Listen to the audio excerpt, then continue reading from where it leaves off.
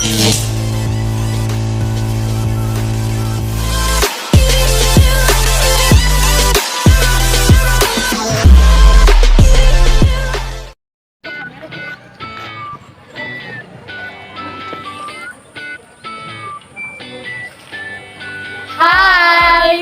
perkenalkan kami dari kelompok 7. Di sini kami akan membahas materi mengenai termodinamika. Sebelum itu, perkenalkan saya Resti Winazara. Saya Nesti Rosdeli Nazara. Saya Niki Adepa. Saya Triwan Satoga Nazara. Saya Joni Saudara. Saksikan video kami berikut ini.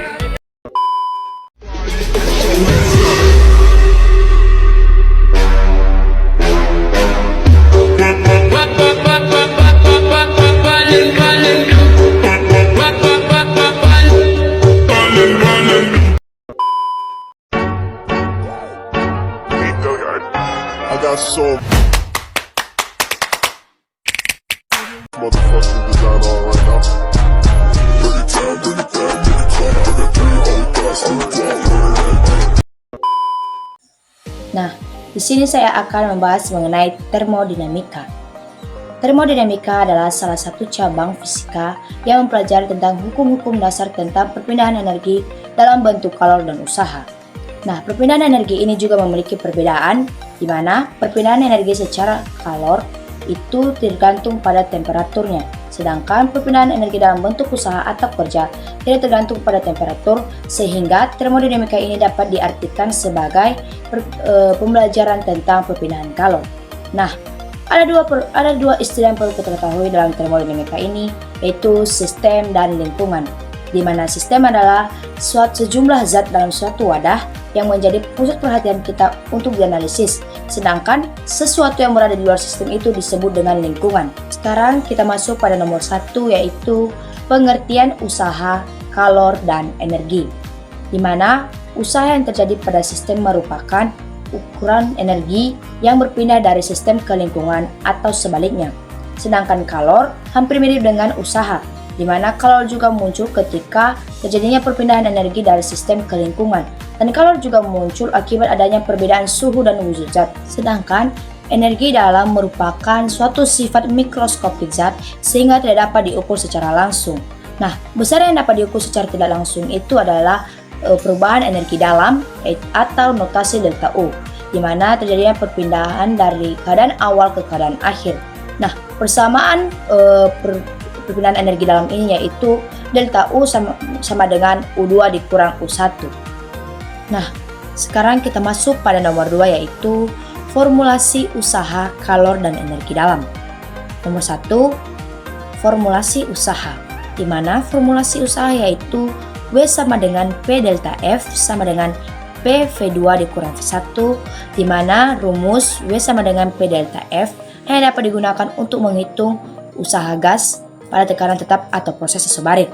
Namun, jika perubahan tekanan gasnya berubah, maka usaha atau W dapat dihitung dengan menggunakan cara integral, di mana persamaan yang digunakan yaitu W sama dengan integral P dV. Nah, usaha pada proses siklus juga yaitu usaha yang dilakukan oleh sistem gas yang menjalani suatu proses siklus, di mana grafik PDF-nya diberikan sama pada luas daerah yang dimuat siklus tersebut.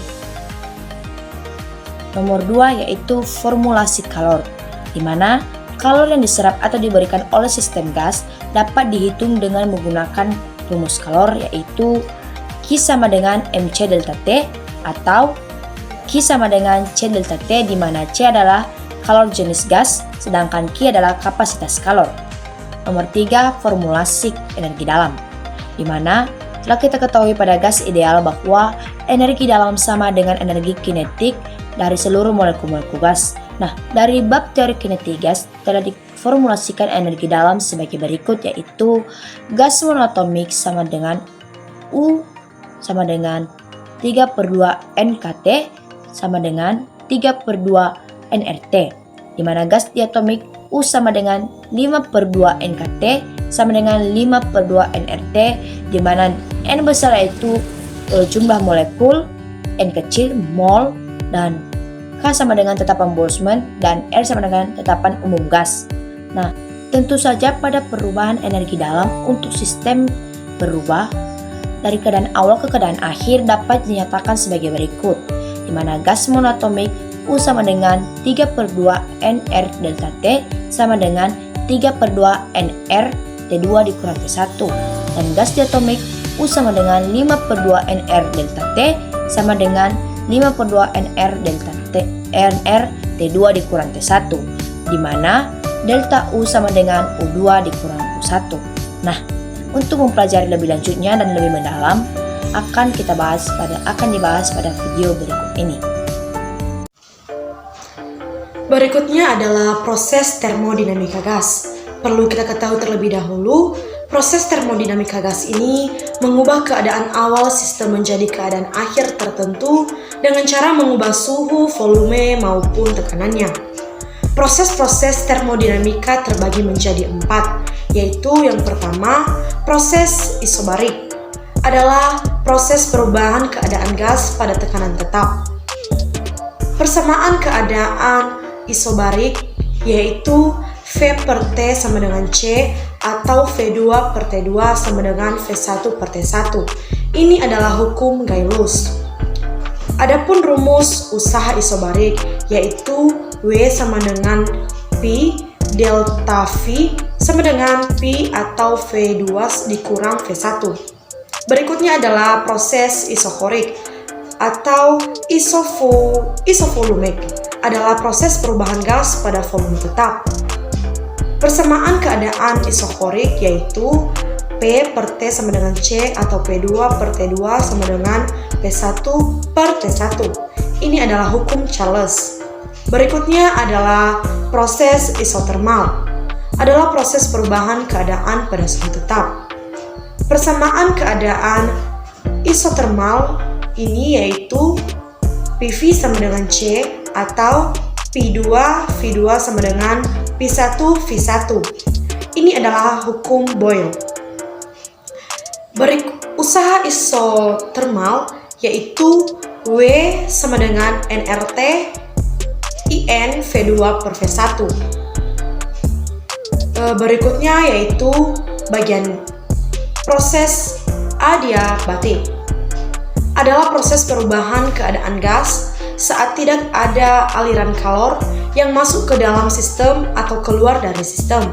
Dengan kata lain, pada proses adiabatik Q sama dengan 0.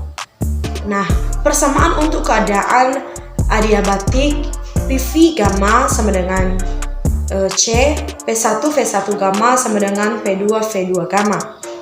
Berikutnya, hukum 1 termodinamika. Hukum 1 termodinamika berhubungan dengan cara suatu sistem memperoleh energi dalam lingkungan atau kehilangan energi dalam lingkungan. Berikutnya adalah hukum pertama pada berbagai proses termodinamika gas. Proses isotermal, suhu awal gas yaitu T1 sama dengan suhu akhir gas T2 atau T2 sama dengan T1. Dengan demikian, delta U sama dengan NR delta T sama dengan O. Proses isotermal delta U, O dan Q sama dengan W. Proses isokorik. Pada proses isokorik, volume gas tetap V1 sama dengan V2 atau delta V sama dengan O, sehingga usaha sama dengan 0. Proses adiabatik. Pada proses adiabatik, yaitu adiabatik Q sama dengan 0. Berikutnya, dalam proses adiabatik memiliki persamaan Q sama dengan 0 dan delta U sama dengan min W. Nah, setelah kita membahas definisi, persamaan beserta rumus-rumus dalam termodinamika gas, sekarang kita masuk pada contoh soal. Contoh dari termodinamika gas, di mana dalam ruang tertutup terdapat gas yang memuai dengan menyerap kalor sebesar 350 Joule dan melakukan usaha sebesar 250 Joule. Berapakah kenaikan energi dalam gas? Jadi diketahui, pertama ada Q atau menyerap kalor sebesar 350 Joule. W. Usaha yang dilakukan sebesar 250 Joule. Pertanyaannya, berapakah kenaikan energi dalam gas atau delta U-nya? Penyelesaiannya, seperti kita ketahui, rumus dari termodinamika gas yaitu Q sama dengan W ditambah delta U. Jika kita ingin mencari berapakah delta U atau kenaikan energi dalam gas, maka delta U sama dengan Q dikurang W, sama dengan 350 Joule dikurang 250 Joule, hasilnya 100 Joule. Jadi besar kenaikan energi yang terjadi dalam energi dalam gas sebesar 100 Joule. Nah, di video kali ini saya akan membahas tentang materi kapasitas kalor gas. Nah, kapasitas kalor gas ini mengacu pada jumlah energi panas yang kita perlukan untuk mengubah suhu gas pada kapasitas kalor gas tersebut. Nah, pada kapasitas kalor gas ini terdapat dua jenis. Yang pertama, kapasitas kalor molar pada tekanan konstan, yaitu Cp, dan kapasitas kalor molar pada volume konstan, atau Cv. Nah, untuk gas ideal, yaitu memiliki rumus Cp dikurang Cv sama dengan R. Nah, di mana R ini adalah konstan daripada gas. Nah, selanjutnya, rumus umum untuk kapasitas kalor gas adalah Q sama dengan N kali C kali delta T. Nah, di mana N ini adalah jumlah mol, sedangkan C adalah kapasitas kalor molar, dan delta T ini adalah perubahan suhu pada kapasitas kalor gas. Nah, untuk materi selanjutnya itu masuk pada bagian B, hukum 2 termodinamika. Nah, pada bagian A-nya yaitu mesin kalor. Perlu kita ketahui bahwa mesin kalor ini adalah perangkat yang mengubah energi panas menjadi energi mekanis. Nah, prosesnya ini melibatkan siklus termal seperti siklus Rankine dan siklus Fryon pada turbin gas.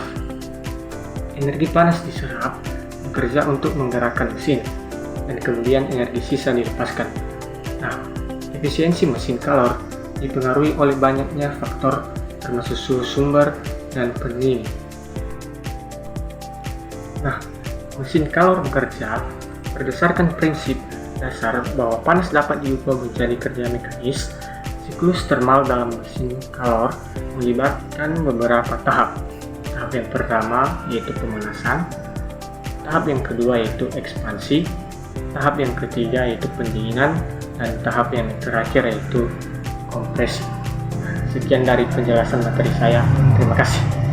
Nah, baik teman-teman, di sini saya akan menjelaskan mengenai hukum 2 termodinamika, dan berikut penjelasannya. Baik teman-teman, di sini saya akan menjelaskan mengenai hukum 2 termodinamika.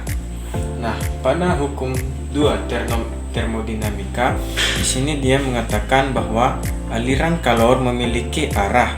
Dengan kata lain, tidak semua proses di alam adalah reversible atau arahnya dapat dibalik. Nah, artinya misalnya pada suatu gambar ini yang ada di atas ini adalah reservoir panas, dan di sini adalah usaha, dan di paling bawah adalah sumber dingin. Nah, misalnya dalam kehidupan sehari-hari, suhu panas ini selalu mengalir ke suhu paling rendah. Nah, jadi tidak sebaliknya, kecuali kalau ada suatu usaha yang dilakukan.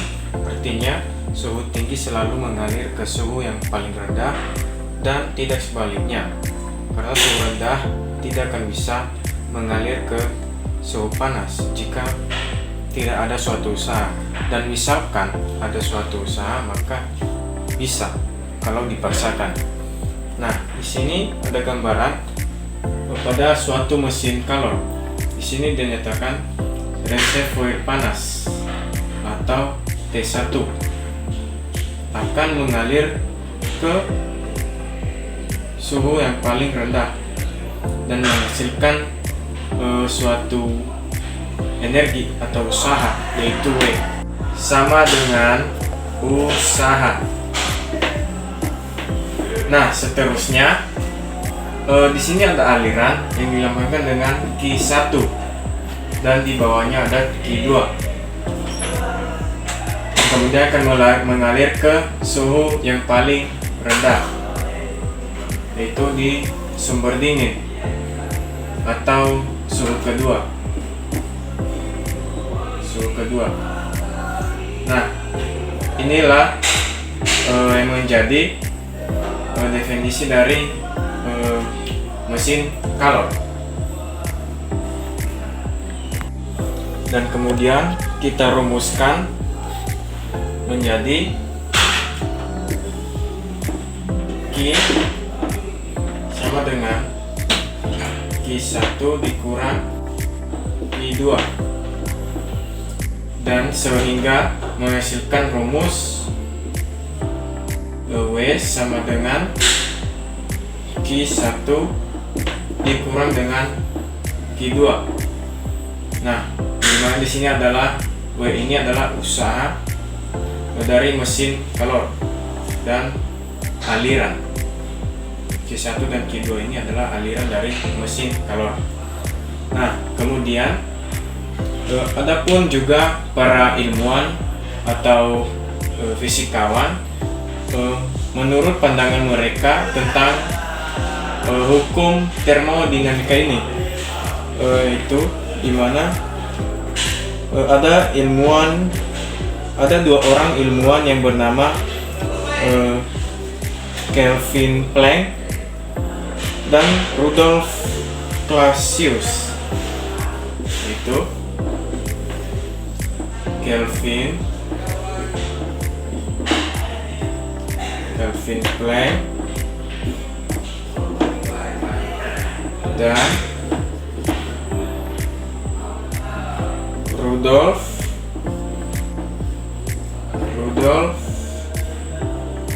Clausius. Ini adalah dua orang fisikawan yang pernah mengamati hukum dari termodinamika, dan dimana mereka di sini mengatakan bahwa adapun formulasi dari Kelvin Planck, di sini adalah dia mengatakan tidak mungkin untuk membuat sebuah mesin kalor yang bekerja dalam suatu siklus yang semata-mata mengubah energi panas yang diperoleh dari suatu sumber pada suhu tertentu, seluruhnya menjadi usaha mekanik. Nah, itu yang menjadi pandangan dari fisikawan Kelvin Planck. Dan kemudian Rudolf Clausius, di mana dia juga mengatakan bahwa tidak mungkin untuk membuat sebuah mesin kalor yang bekerja dalam suatu siklus yang semata-mata memindahkan energi panas dari suatu benda dingin ke benda panas. Nah, jadi mereka ini mengamati yang namanya hukum dari termodinamika. Nah, seperti yang saya jelaskan tadi, bahwasannya suhu panas akan mengalir ke suhu yang paling rendah, dan tidak juga sebaliknya menurut dua orang fisikawan ini, karena itu sangat mustahil kecuali kalau ada suatu usaha ataupun paksaan untuk melawan arus, yaitu dari suhu rendah ke suhu panas. Itu butuh usaha untuk mencapainya. Nah, itulah sekian dari hukum dua termodinamika. Nah, baik teman-teman, sekarang kita akan masuk pada siklus Carnot. Nah, pada siklus Carnot ini adalah siklus yang mengubah panas hasil reaksi pembakaran menjadi gerak mekanik sepenuhnya. Dan perhatikanlah gambar berikut. Ini adalah diagram dari siklus Carnot. Nah, yang dimana di sini siklus Carnot memiliki 4 tahap, yaitu siklus A ke B itu adalah siklus proses pemuaian isotermal, dan B ke C itu adalah proses pemuaian adiabatik.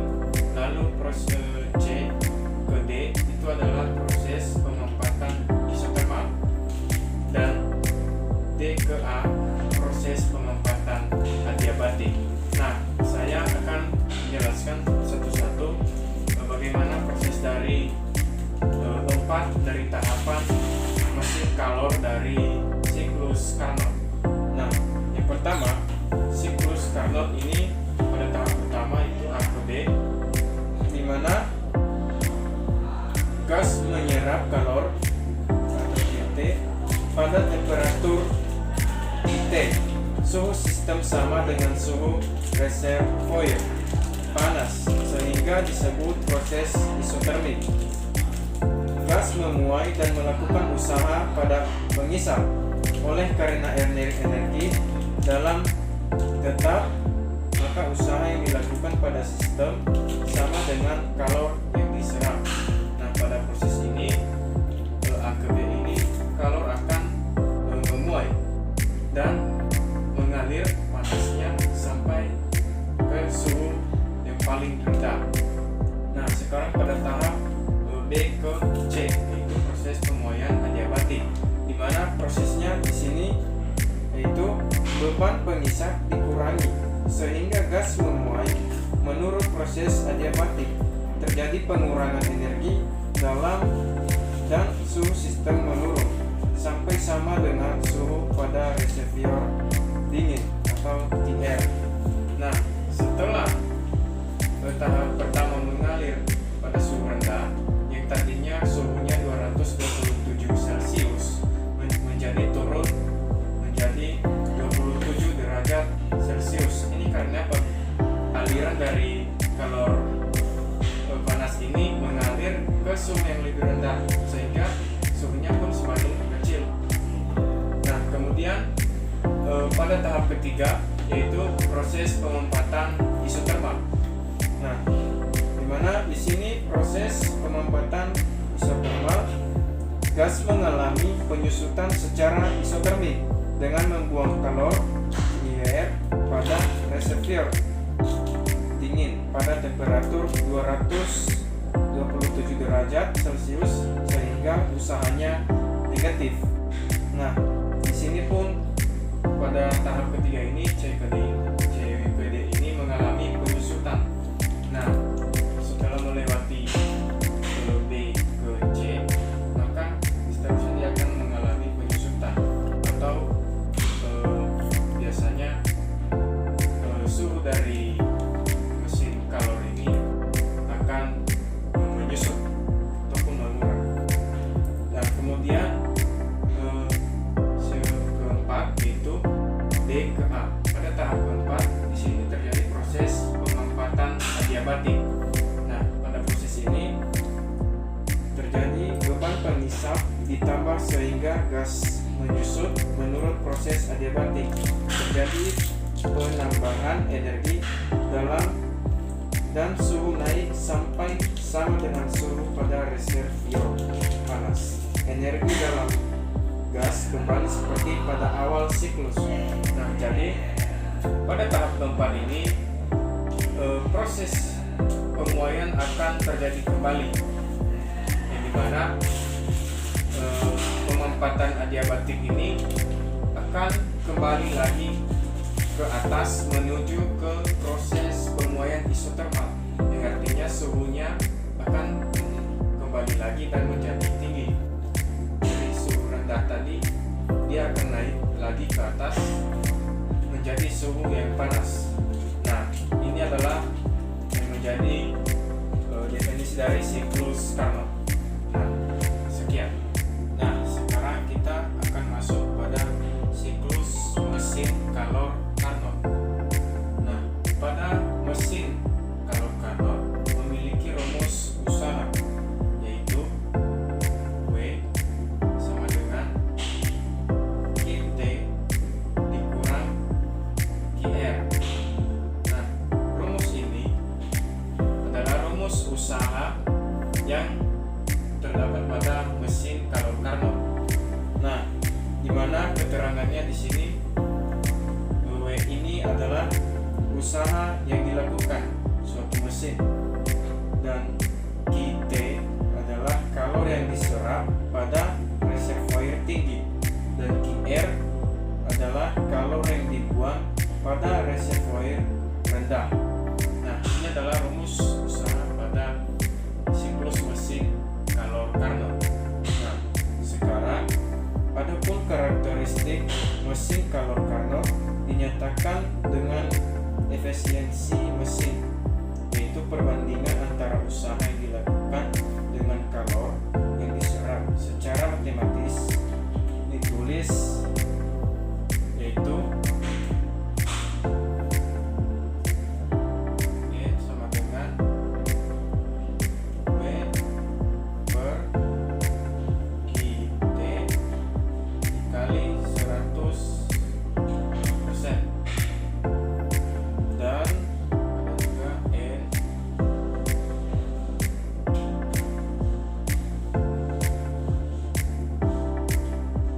QT QR per QT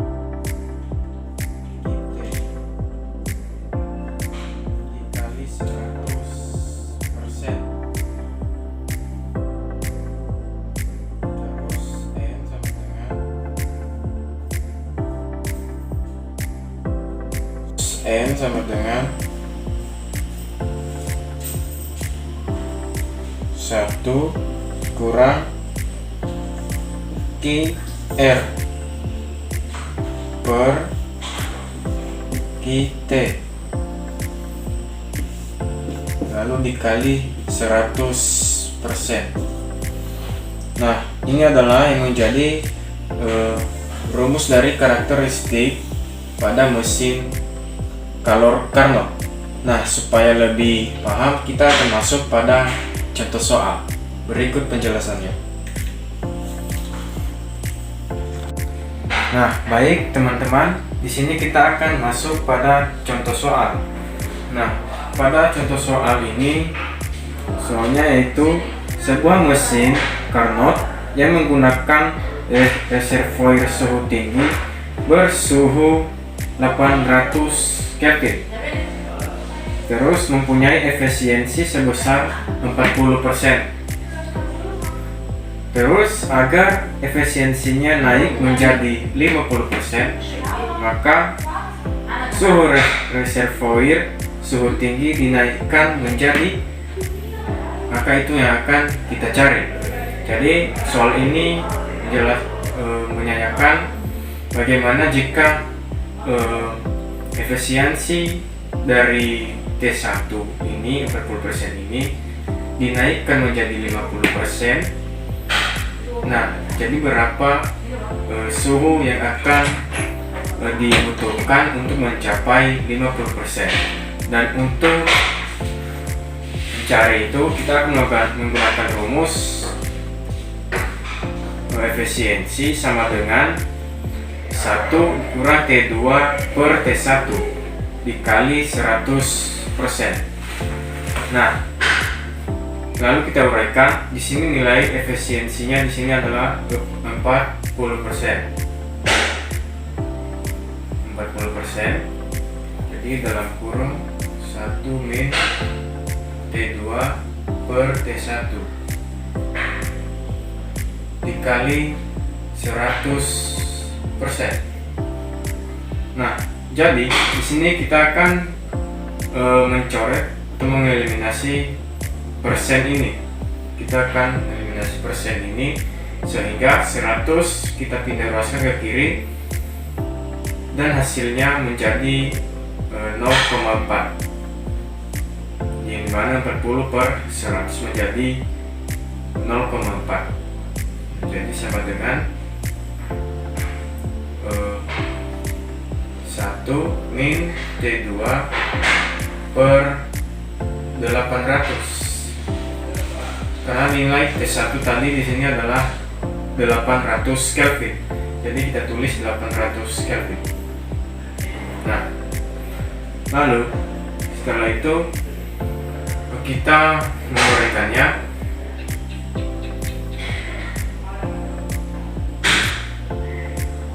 Itu kita keluarkan di dalam kurung 1 min T2 per 800. Nah, setelah itu baru kita pindah ruaskan, yaitu dimana T2 per 800 ini kita pindahkan ke kiri, dan 0,4 ini kita pindahkan ke ruas kanan. Jadi hasilnya seperti ini, T2 per 800 sama dengan 1 dikurang 0,4. Nah, jadi hasil dari 1 dikurang 0,4 ini itu adalah hasilnya 0,6. Jadi T2 per 800 itu sama dengan 0,6. 1 dikurang 0,4 sama dengan 0,6. Nah, jadi saya pindahkan ke sini. T2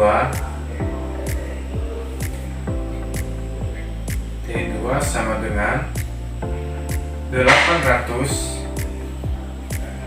dikali 0,6. Nah, jadi nolnya di sini kita coret dan juga 0 di sini kita coret. Jadi 80 dikali 6 itu sama dengan 480 Kelvin. Jadi ini hasil dari T2. Nah, setelah kita menemukan hasil dari T2, maka kita bisa mencari T1 yang dibutuhkan untuk mencapai efisiensi yang 50%. Jadi tinggal kita tambahkan. Saya kasih di sini, dimana rumus yang kita gunakan tetap sama, itu 1 dikurang T2 per T1. Nah, jadi kita uraikan 0,5. 0,5 ini kita dapatkan dari hasil 50% per 100%, sama seperti pembagian dari 40% ini tadi ke 100%. Jadi kita menemukan jawabannya 0,5 ya. Nah, sama dengan 1 dikurang 480, dimana itu adalah nilai dari T2, 480. Nah, per T kita ruaskan, 480 per T1 sama dengan 1 dikurang 0,5. Nah, 1 dikurang 0,5 ini itu sama dengan 1/2. 1/2. Nah, sehingga tinggal kita kali silang, yaitu T1 dikali 1 itu sama dengan T1. Jadi 480 dikali 2 hasilnya adalah 960 Kelvin. Jadi ini adalah nilai T1 jika kita naikkan efisiensinya menjadi 50%. Jadi suhu yang kita butuhkan adalah 960 Kelvin. Nah, begitulah, demikian. Sekian dari penjelasan saya.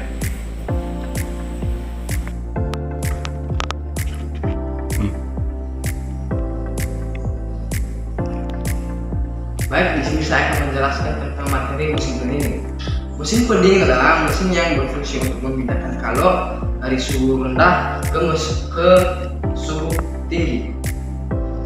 Nah, contoh dari mesin pendingin yang saya jelaskan pada materi ini adalah seperti kulkas.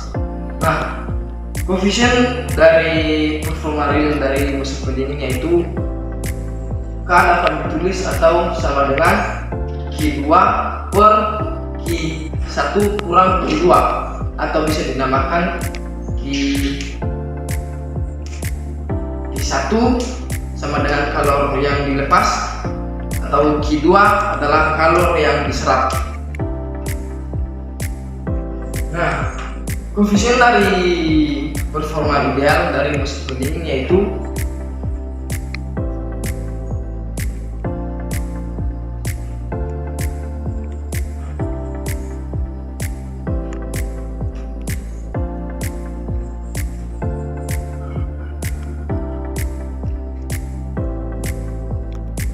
ini K sama dengan T2 per T1 kurang T2, atau bisa dinamakan T1 adalah suhu tinggi sedangkan T2 adalah suhu rendah.